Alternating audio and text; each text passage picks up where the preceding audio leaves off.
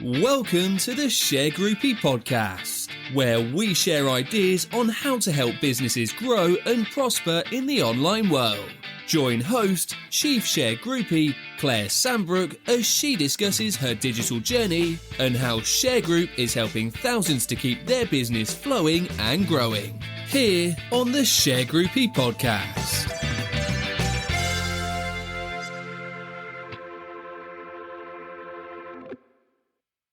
Okay, everyone. Well, welcome to this week's special Shergroup on the Sofa, where I am delighted to introduce my colleagues who rarely want to get in front of the camera, but I'm coaxing them out into this Jubilee special. So say hello, everyone. Hi. Hello. Hi. And as I always do on Shergroup on the Sofa, I always do a special shout out to my nephew, Ross. So Ross, if you're watching, Minnie says hi with the corgi, and everyone else say hi to Ross. Yeah, hello, Ross. Hi, Ross. Hi, Ross. Thank you very much. Okay, and to everyone else who joins in the Shergroup on the Sofa and tunes into us, I think we've got one guy over in I'm going to say the Philippines. Tiger, you're watching us. Thanks very much, and to a few other people who keep tuning in. But this is me and our team, and I'll just quickly introduce them. We've got June Marengi, who is our Chief of Staff. Say hello, June. Hello. We've got Susan Starlin, who is our Shergroup's Complaints Officer. Hi, everyone. We've got Raz Dadaboy, who is our UK Team Leader. Hey, everybody. And also a Business Solutions Advisor. And then we've got Donna, a Business Solutions Advisor. Hi. And Anthony, you've seen before because he loves being on video. So Anthony, hey Anthony, and of course yours truly. So this week I'm going to interview my own lovely team. And when I'm looking at them now, I just think all the years of experience that we've had, June, Sue and Raz have been with Shergroup over 20 years. So that's 60 years of operational experience right there. Anthony's been a client for 20 years and now is on the team, so that's another 20 years.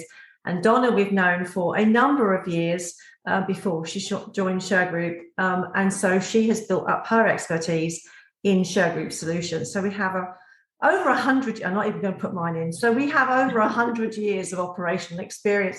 I hope that doesn't make you feel too old, all of you, in high court enforcement and sheriffs and all of that good stuff. So there's a lot of experience here in our team. And we just wanted to talk to you today on this special event of the Queen's Platinum Jubilee. Sue, can you just show everyone your very authentic souvenir? You've got the most authentic. There she is, Her Majesty, in full glorious colour. And that was sent to your dad for his 100th birthday? It certainly was, yeah.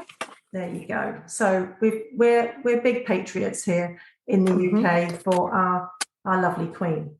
So, and what we actually do in Shergroup is we are enforcing from our heritage as sheriffs the orders of the High Court. And actually we are commanded by Her Majesty to carry out the command in that writ. So that's a historical role that sheriffs have had over the centuries, and it continues today. So when I get a writ in my name, I'm actually being commanded by Her Majesty to enforce that writ and the terms of that writ against whoever is named on the writ, unlucky person.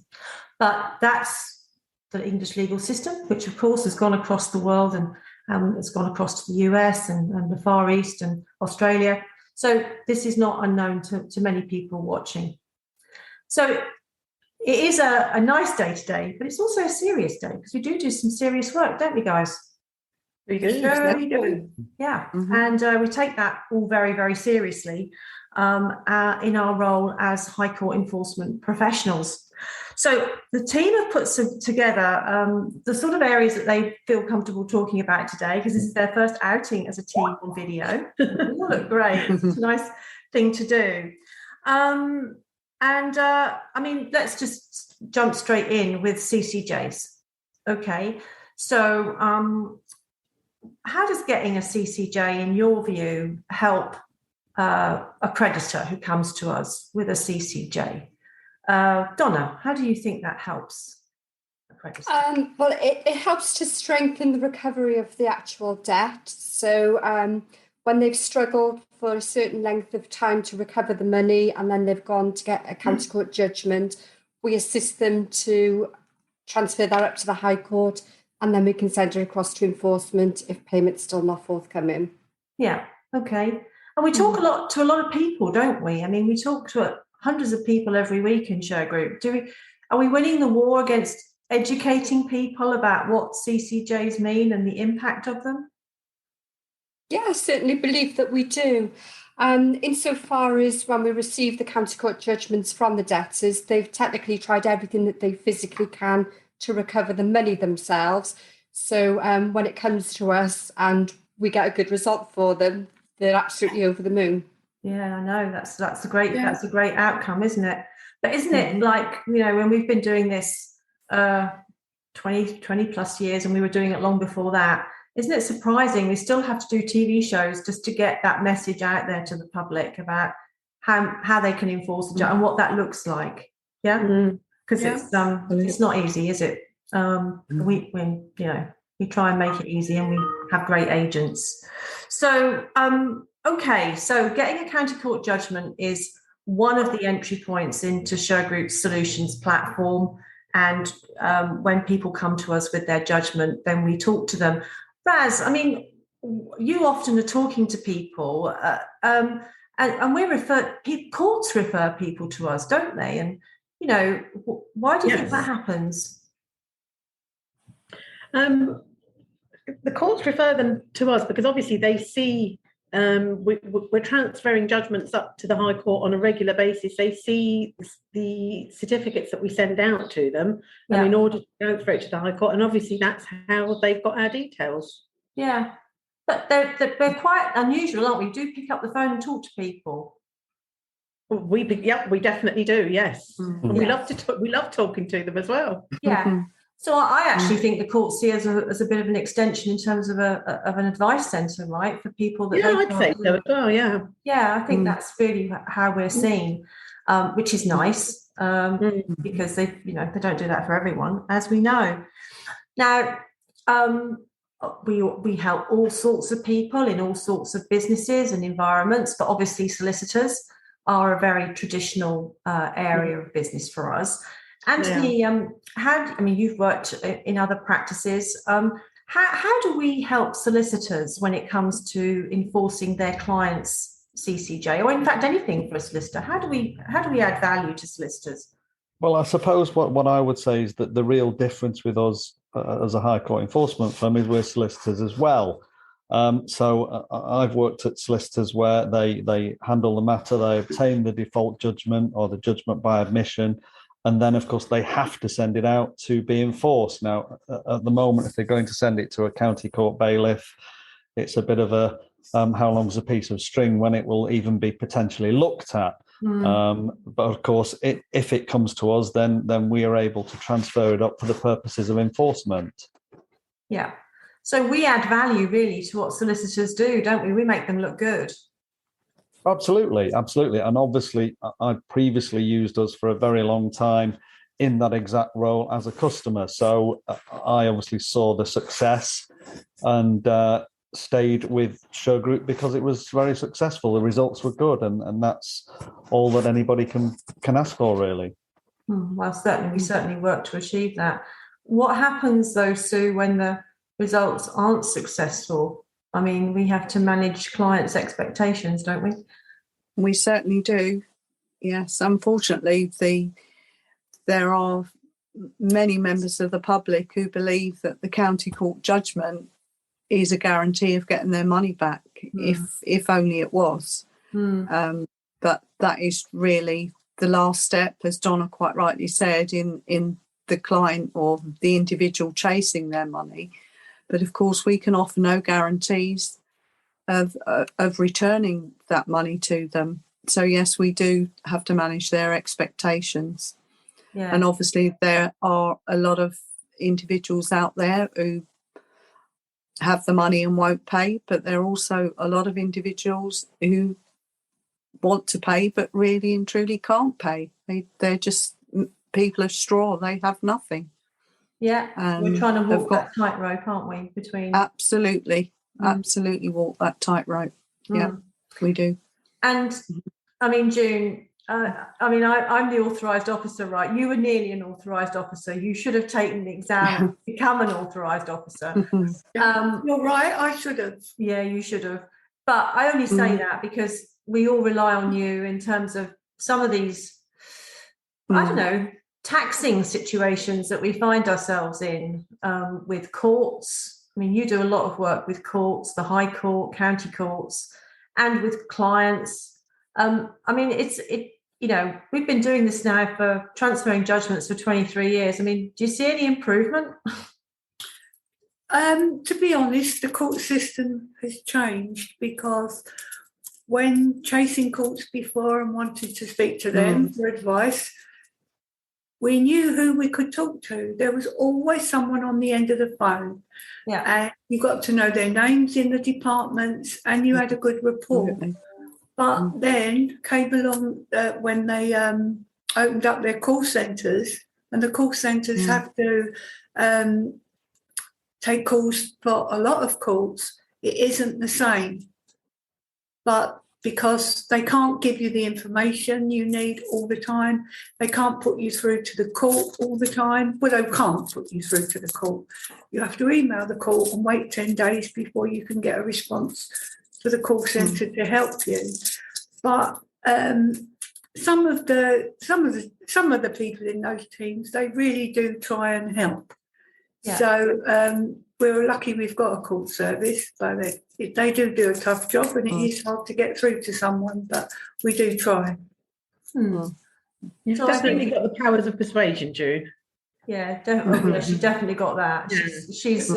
She's tenacious, right? Yes. In terms of getting paperwork back from courts, and I think that's a big plus when you're using this team. Every part of the database is managed. Every piece of paper that goes to and from a court is tracked, and so we're really, when we talk about adding value, aren't we helping solicitors take that load off their desk, and indeed litigants in person, and managing that whole process for them?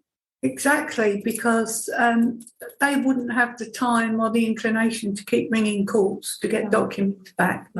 And to be honest, it is an art, and we just have got the knack of being able to do it.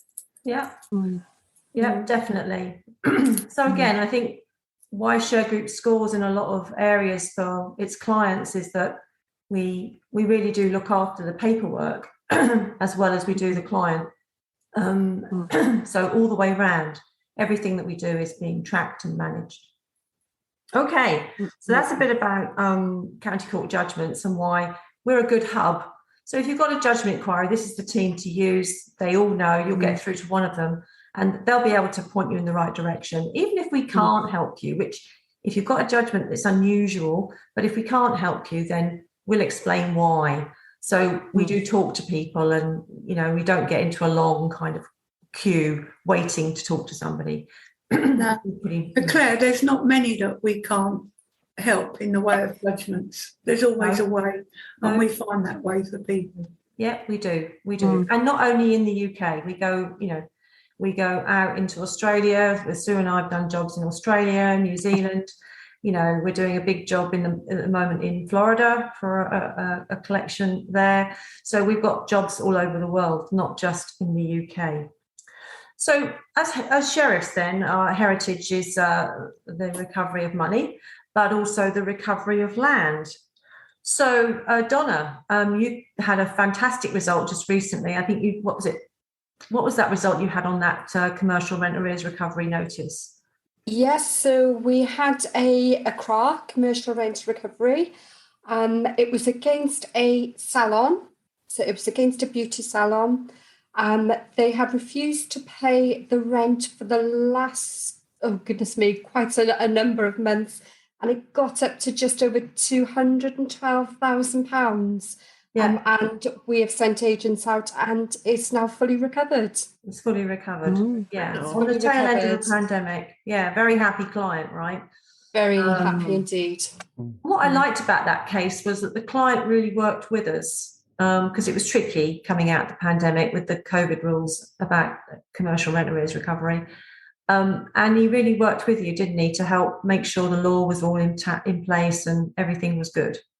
He certainly did, because we had to be very, very careful that we weren't recovering any ring-fenced rent, which was basically the understanding of that is when the government had actually closed those businesses so that they physically could not trade. Yeah. So we had to be very, very clear, both with our client, both with their client, that we could only recover the rents which weren't included within that area. Yeah. Which we did, and we done successfully. Yeah, we picked our way through that minefield for sure.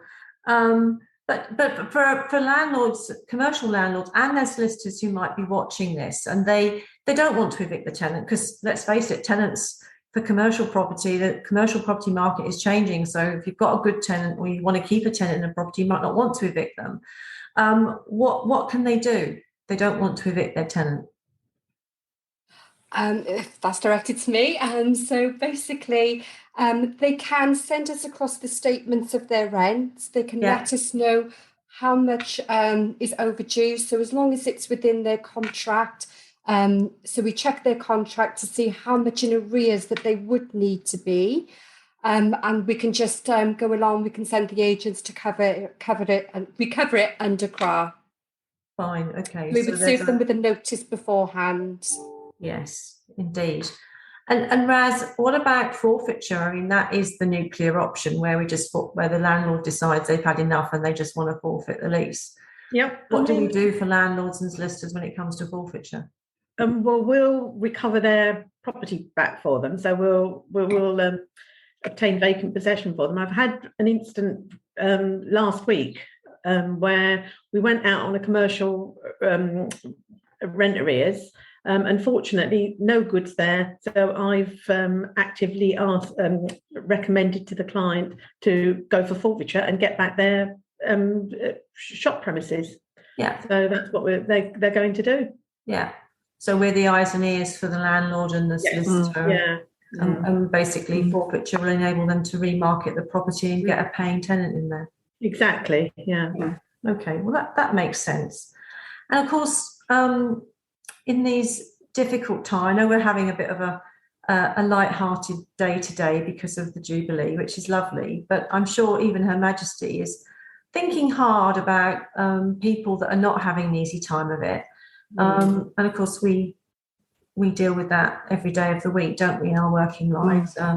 It's a difficult subject on the spectrum of services that we offer. Enforcement is at the dark end of what we do. And I mean that in a way that it's not a popular job, right? But there we are. The law is as the law is. What do we say about landlords who have probably been agonising all the way through the pandemic about what to do with their tenants and their properties and arrears? What do we say to them if they've got a possession order? Raz, where are we going to start a landlord who's got a possession order and comes to us and says, I've got this, what can I do? So they've got the possession order. We have to make sure that they've got permission to transfer it to the High Court, as we're High Court enforcement officers. And then we will apply to the High Court to get a High Court writ of possession issued. And we can carry out the eviction. It's a very slick process. Yeah, but sometimes we can't. Well, Anthony, what's the roadblock to getting a possession order of the county court transferred to the High Court? Well, I suppose, although most applications tend to be successful, there's absolutely no guarantee that it will. I personally always use this scenario where district judges are a little bit like referees. It sort of very much depends on who you get on the particular day. But in my opinion, I would say it's probably successful in most occasions. And if you want to have your matter enforced a lot quicker, then it's probably worth to take the leap and make the application. So again, we won't get into the nitty-gritty of that today, but what I would say is if you are a landlord and you have a possession order, or you're thinking about getting a possession order, speak to us before you even start, or if you're partway through, what your options are, and we can guide you on what to do next. So wherever you are in the process, we can talk to you about your situation and give you the best possible outcome. I think the best, if I could just add there, Claire, the best advice on that for the landlords is to give us as much information as they can for us to present to the court, so that when the district judge looks at it, he can say, well, for example, they're not letting in the gas safety engineer. They've trashed the place with evidence even to support that. And the rent arrears, of course, if how many months' rent they are in arrears, and the future rent that they're likely to lose waiting for a bailiff to carry out the eviction for them. And it can run into tens of thousands of pounds. Sure. So we need to paint that very clear picture to the district judge so he can literally read the witness statement and make his decision without, a second thought, really, and thinking, well, don't really want to put these people out. Yeah. But, the reasons why I should. Yes. Well, which is right, because the judges are asking for, exceptional circumstances. Yes. Not just how long a county court bailiff will take. And then we have to let the judge know that you have to take into, that the period that it takes to get your claim through, add that to the bailiff's time when they can attend. It's a lot more than just when the bailiffs can attend. Absolutely. And I think there's always more circumstances than just the rent being owed. Yes, exactly. Because I know one of the letters that I did for court just lately, the guy was owed £53,000 worth of rent. So I said it's causing him distress. And that is a big reason, because somebody might be relying on that money, and it's not right that they have to wait so long. And that's how a lot of landlords feel, and that's how a lot of landlords advocates feel. But for some reason, probably because of the pandemic and probably because of the economic situation created by the pandemic, although it was bad before, even before we had the pandemic, the pandemic is just another layer of problem. But all the way along, everyone is desperate to get this right. I think that's something that we do see. Judges are desperate to get it right. Landlords are desperate to get it right. And poor old tenants are on the sharp end. But at the end of the day, as June said, if you're owed £53,000 and you've got a mortgage to pay on that property, then if you don't pay your mortgage, you'll be the next one to be evicted. So it's a bit of a vicious circle, really. And we just want to make sure that the powers that be understand from things like Shergroup on the sofa, the sort of problems that we're tackling to try and make the system as fair as possible. And it's not just a jump in and evict somebody. It's actually a lot more thought and a lot more assessment of the situation, because eviction is a difficult word. Yeah, it's not a very nice word, but it has to be done. It has to be done. Yeah, that's right. Okay, so we have these two ancient powers as sheriffs, commanded by Her Majesty to recover money or recover land. And on top of that, we've built a whole platform of services, haven't we? We've built off our heritage, our tremendous heritage of Shergroup. And security is an emerging solution that we've built up over the last 15 years in the UK. Raz, you're doing brilliantly with some of the London boroughs, helping them secure their sites. I mean, why do you think they use Shergroup security as opposed to, I don't know, G4S or some of the big security companies? What are we offering that they're not? Two of the borough councils that I deal with, I won't name them, but two of them, they have used somebody else previously. They've had a great service from us, and we've had last minute, they might want something last minute. Even today, they've said that they want something done over the bank holiday weekend. They're worried that some people, trespassers, might get into their property, so they want last minute security. So they get a great service from us. We're available anytime they want us. They've got our direct numbers, they've got a direct contact email, so they can contact us anytime. Yeah. and we do the difficult end of the market. It's and we use a lot of canines, don't we, in our security? And why do you think clients like that? What's the difference between man guarding and canines, do you think, on some of these sites?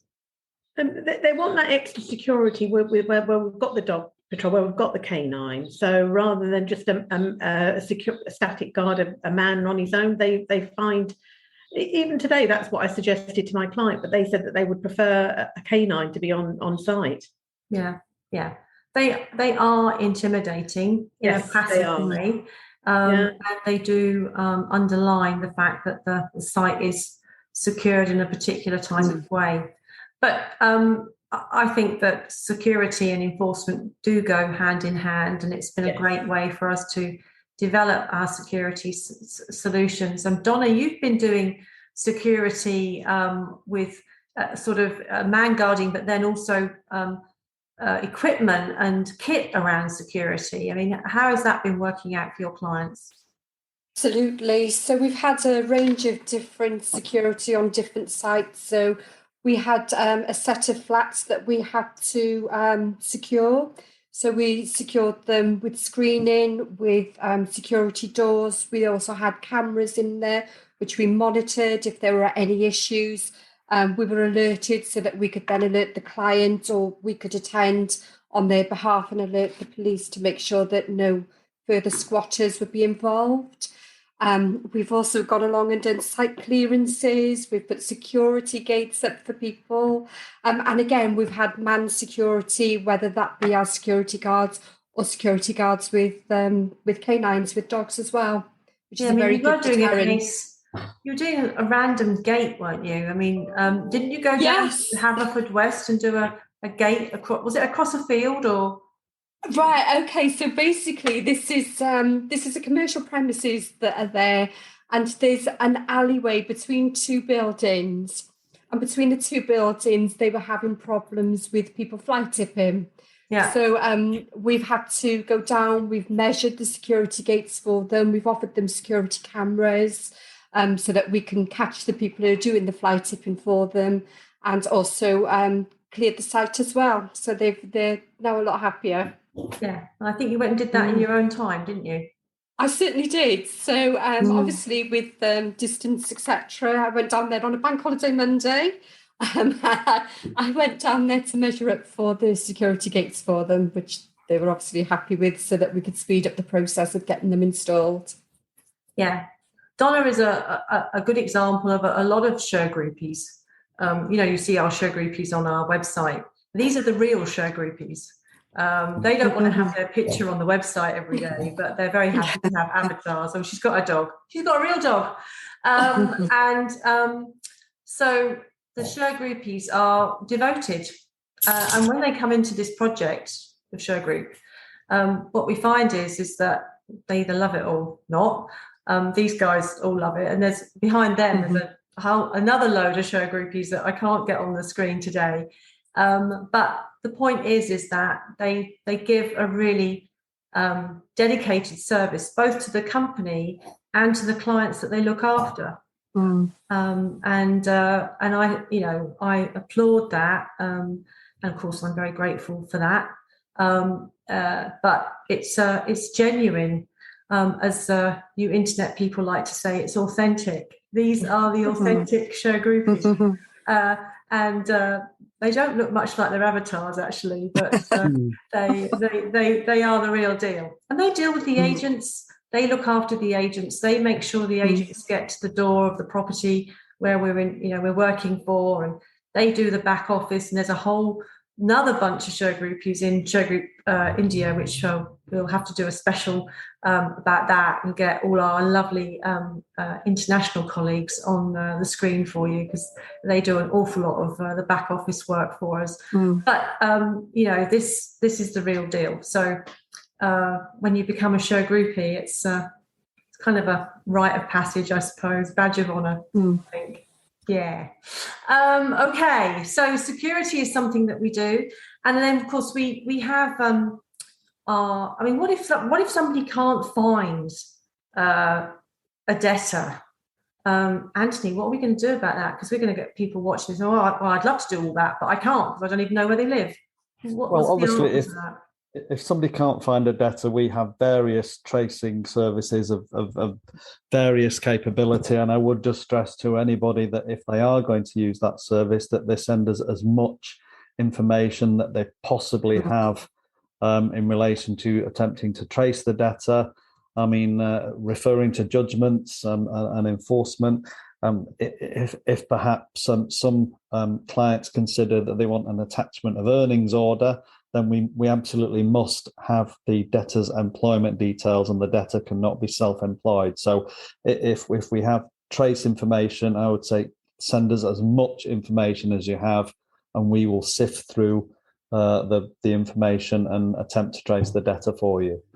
And then, Raz, if we want to dig deeper, I mean, what kind of requests do you get from clients now in terms of digging deeper than that? We get all kinds of requests. So in addition to all the tracing that we do asset searches. We do there's different levels: pre-sue report, find out. They do land registry searches, what any other debts that they might have against them, and you can do more in depth what assets that they possibly have.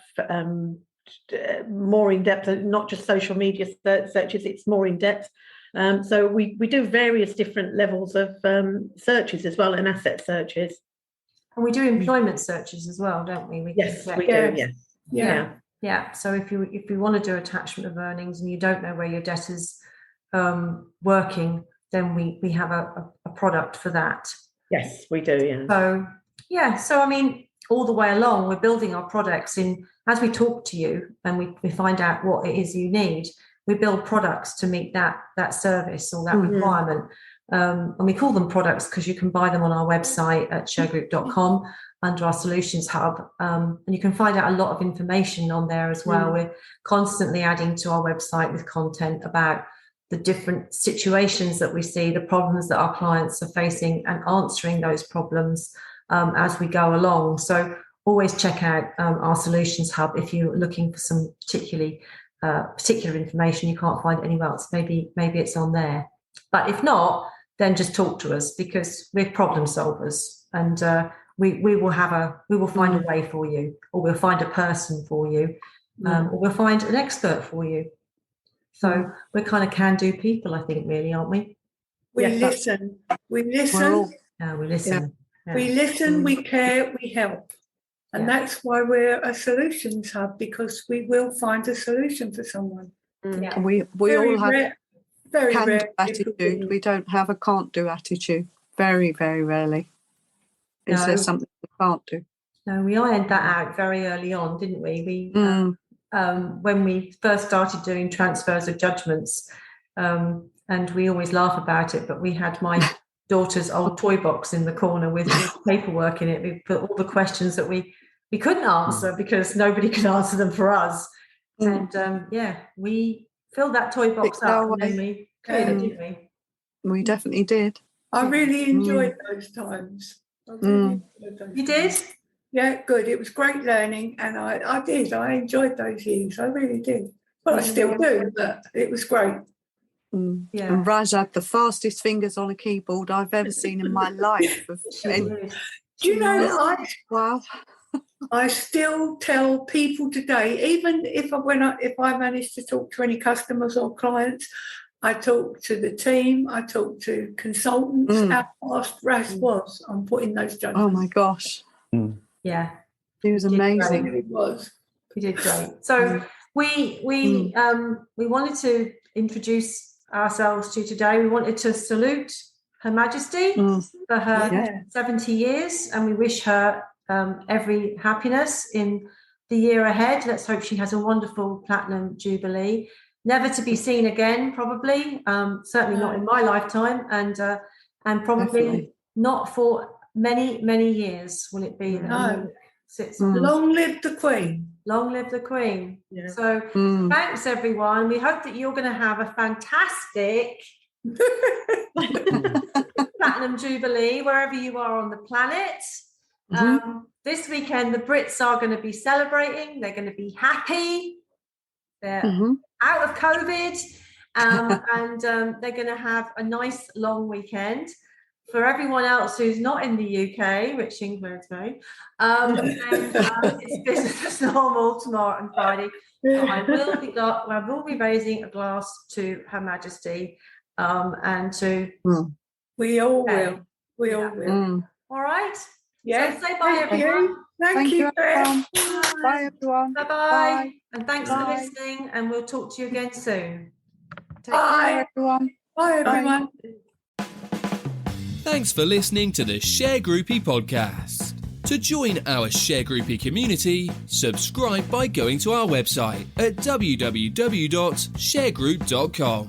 Keep up with the latest Shergroup news across all our main channels, including YouTube, LinkedIn, and across all social media. Stay connected and begin building more business relationships.